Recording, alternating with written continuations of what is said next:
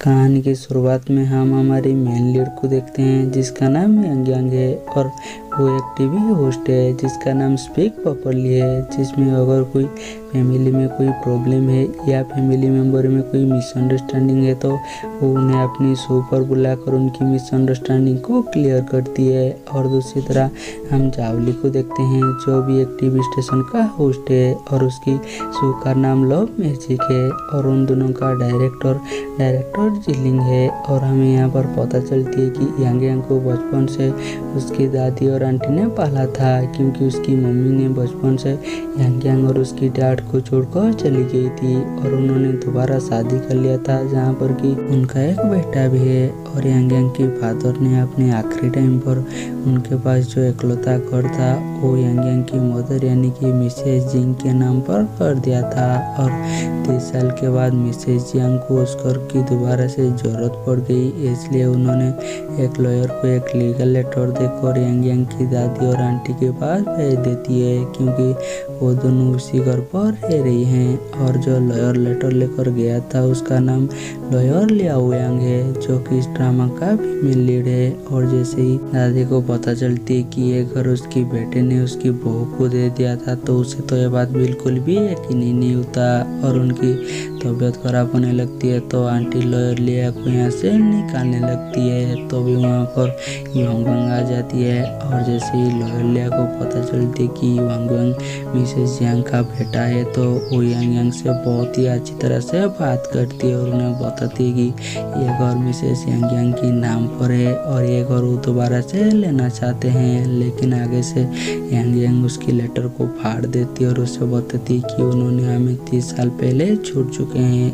इसलिए हमारी उनसे कोई भी लेना देना नहीं है। और उसके सामने ही दरवाज़ा बंद कर देती है जो कि लॉयर लिया को बहुत ज़्यादा गुस्सा दिलाती है, इसलिए वो गुस्से में उसकी दरवाज़ा को एक लात मारती है और वो यहाँ से भाग जाती है। और दूसरी तरह आंटी यांग यांग को बताती है कि तुम्हारे फादर की डेथ के बाद तुम्हारी मॉम ने मुझे कॉल किया था और उन्होंने मुझे बता दिया था कि एक घर तुम्हारे फादर ने उन्हें दे दिया है, लेकिन मैं उस टाइम पर इतना गुस्से में थे कि मुझे उसकी बात पर यकीन ही नहीं हुआ।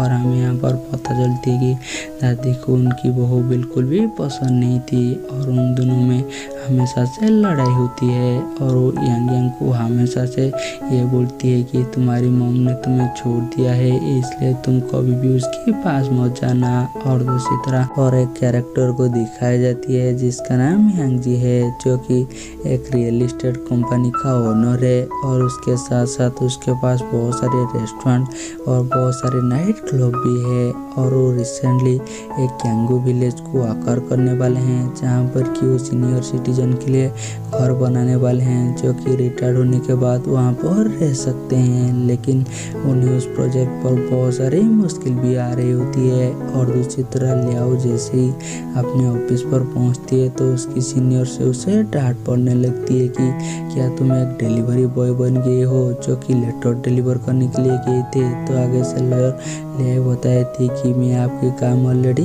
कर चुकी हूँ और मैं लेटर देने के लिए इसलिए गया था क्योंकि ना ही वो कॉल उठा रहे हैं ना कि कोई ईमेल का जवाब दे रहे हैं। और दूसरी तरह यांग यांग और हान जी एक बार में जाते हैं जहाँ पर कि पता चलती है कि यांग जी और डायरेक्टर जिलिंग पहले मैरिड थे, लेकिन उनका ऑलरेडी डिवोर्स हो चुका है और आज तक यांग जी को पता ही नहीं है कि उनकी डिवोर्स क्यों हुआ है। और आज तक यांग जी जिलिंग को पसंद करती है, इसलिए वो यांग यांग को बोलकर हमेशा से जिलिंग की छुप कर उसे फोटो उठाने के लिए बोलकर उसे लाकर दिखाती है। लेकिन आज यांग जी को जिलिंग की कोई भी फोटो अच्छा नहीं लगती, इसलिए वो इसके बारे में यांग यांग को बोलती है। तो आगे से यांग यांग उसे बोलती है कि अगर तुम्हें यह फोटो अच्छा नहीं लग रही है तो क्यों ना तुम एक प्रोफेशनल को हायर कर लो। लेकिन आगे से यांग जी बोलती है कि इसके लिए पैसा लगेगा। और उसके बाद वो दोनों खाना खा रहे होते हैं तो यांग यांग उसे बता देती है कि मेरी मम 30 साल के बाद वापस आ रही है, वो भी उस घर को वापस लेने के लिए। और दूसरी तरह लॉयर लियाओ जैसे ही अपने काम खत्म कर घर पर पर पहुंचती है तो उसकी पेरेंट्स तो उसकी बहुत ही अच्छे से ख्याल रखते हैं। और जैसे ही उसकी पेरेंट्स उसे आज के दिन के बारे में पूछती है तो यहाँ पर लॉयर लियाओ तो यांग यांग की बुराई करने लगती है कि उसकी वजह से आज मेरी दिन खराब हो गया।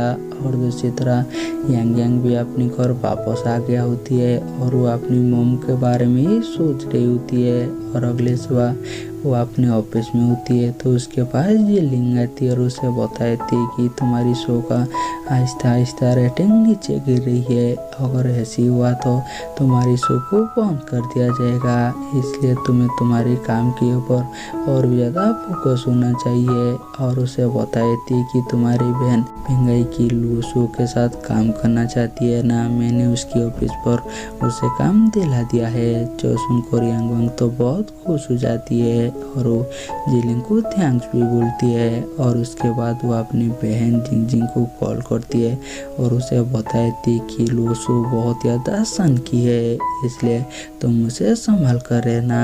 और यहाँ पर जिंग जिंग तो पिंगाई की लूसो के साथ काम करने के लिए बहुत ज़्यादा एक्साइटेड होती है।